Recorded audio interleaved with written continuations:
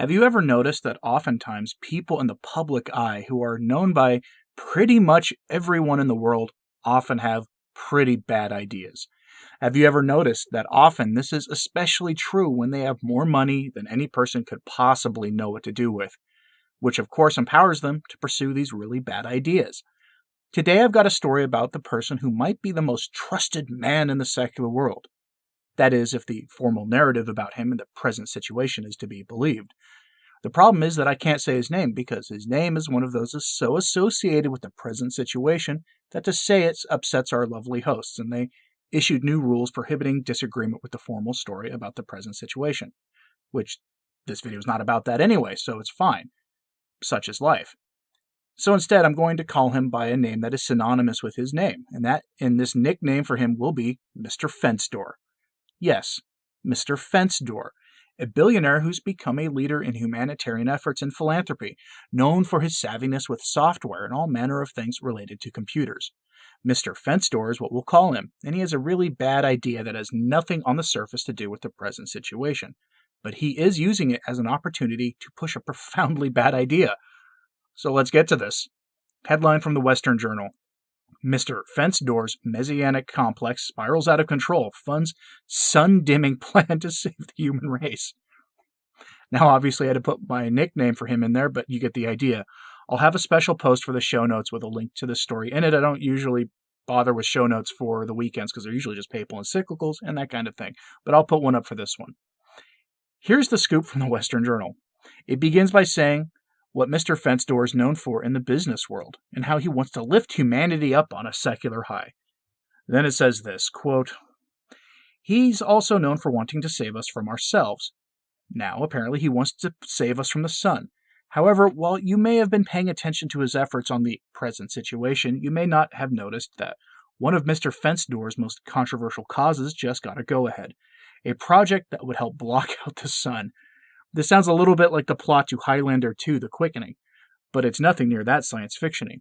According to Reuters, a Harvard University project plans to test out a theory that the Laudato Si issue, we'll call it, can be stopped by spraying particles into the atmosphere that would reflect the sun's rays. The project represents one of the most debated aspects of what's known as geoengineering.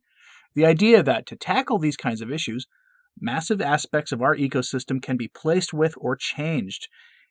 In this case, it would involve reflecting some of the sun's rays to stop them from reaching the Earth. Open-air research into spraying tiny sun-reflecting particles into the stratosphere to offset warming has been stalled for years by arguments, including that it could discourage needed cuts in carbon emissions, Reuters reported. In a small step, the Swedish Space Corporation agreed this week to help Harvard researchers launch a balloon near the Arctic town of Kiruna next June. It would carry a gondola with 600 kilograms of scientific equipment, 20 kilometers high. The Harvard team, whose project is known as SCOPEX, is funded in large part by Mr. Fence Door, according to an August report in the UK Daily Mail, which gave the subject the wordy title, Could Dimming the Sun Save the Earth? Mr. Fence Door wants to spray millions of tons of dust into the stratosphere to stop change, but critics fear it could trigger calamity. End quote.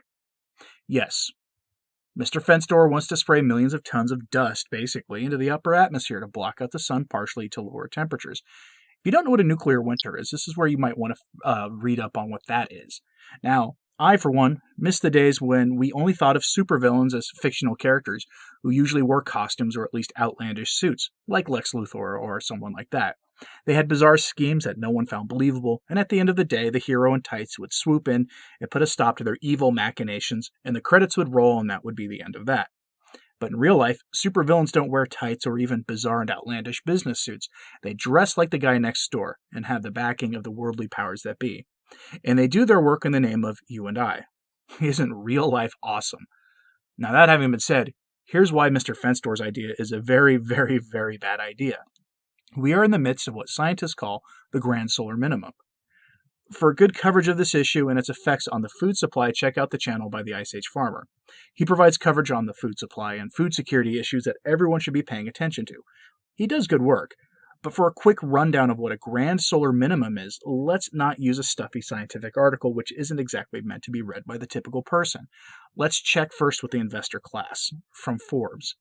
Headline, Wild Weather to Send Prices for Foodstuffs Skyrocketing in 2021. It was published on the 28th of December of this past year.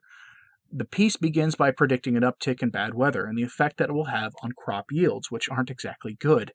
Then this, quote, "The prime reasoning for this bullish orientation is our forecast for an escalation of wild weather volatility and extremes as a major La Nina aligns with the first grand solar cycle minimum in over 200 years," the Hackett report states. Solar minimums are often associated with cooler weather, and grand solar minimums tend to be severe.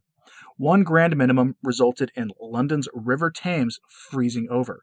With the new solar minimum, we should expect similarly brutal weather. End quote. So what is a solar minimum? Scientists say the sun may be going through a long period of decreased activity known as the modern grand solar minimum. That should last from 2020 to 2053. The last time such an event occurred was during the Maunder minimum, which was from 1645 AD to 1710 AD. Which was part of what is now known as the Little Ice Age, when Earth went through a series of elongated cold periods during the early modern centuries. We're looking at a temporary reduction in solar activity of up to 70%. In plain English, that means the sun is going to cause things to get cooler, which will affect crop yields, again, if the scientists are to be believed. This is a great time to be an investor in food commodities futures. Which brings us back to Mr. Fenstor. His idea is simple. Put particles in the atmosphere to block solar radiation during a grand solar minimum, when solar activity is going to be its lowest in decades or longer. Do you get the picture? What will be the result? That depends entirely on who you ask. To have the effect he wants, he'd need to do this on a rather large scale. Not on a scale where he'd have to deploy his dust balloons all over the Earth at the same time, but he'd have to do a lot of this work simultaneously. If he gets his way, it would be major governments doing it for him.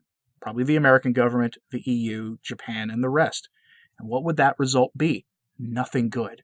Some say even a mini ice age, all actually brought about by human beings, done in the name of fighting rising temperatures.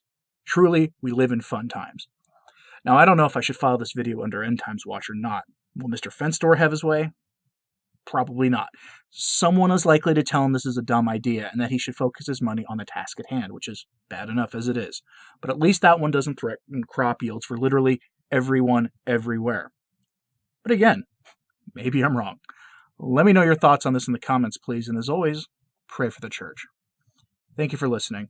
I'm Anthony Stine. Ave Maria.